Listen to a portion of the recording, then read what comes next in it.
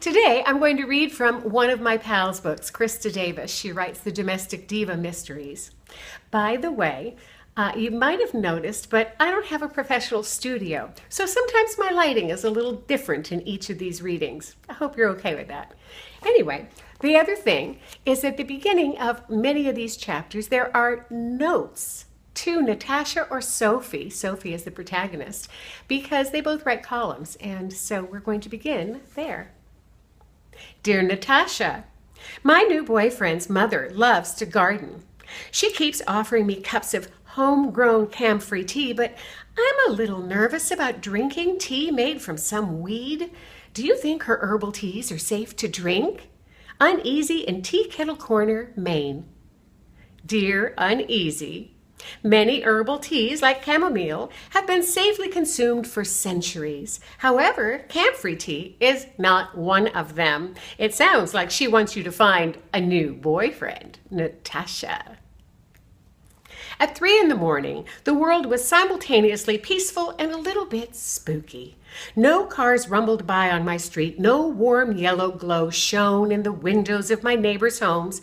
Of course, it didn't help that Natasha had awakened me from a deep sleep by texting the word intruder. Who sends a message like that? I had phoned her to ask if she called 911, but she didn't answer. She didn't respond to my text either. My ex-husband, Mars, who now happened to be Natasha's significant other, was out of town at a political event. I had known Natasha since we were kids in tiny Berrysville, Virginia. We competed at everything except the beauty pageants she loved so much.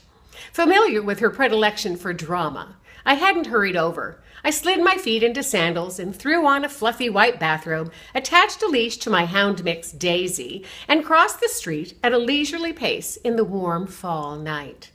Nevertheless, I shrieked when a cat sneaked out of the shadows and across the sidewalk right in front of us. Daisy barked once at the inconsiderate cat. Natasha's front door was locked. I rapped on it and called, Natasha! I banged the knocker, which sounded unbelievably loud in the night. No response at all. I was beginning to get worried.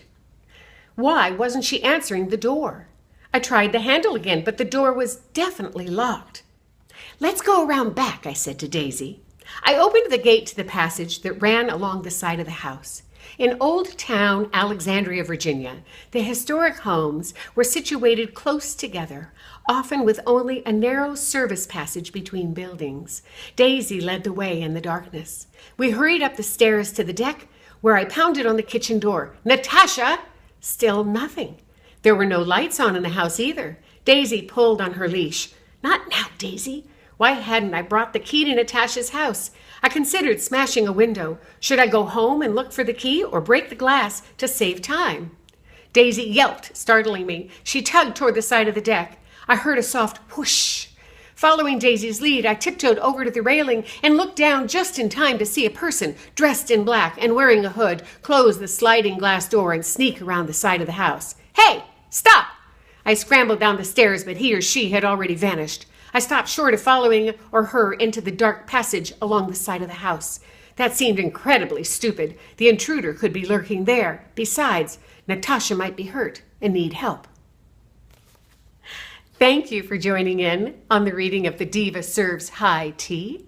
If you want to know more about the book or about Krista, look down at the description and you can follow some links there. If you want to find Krista's website, look down at the links. You can find that too. Thank you for tuning in.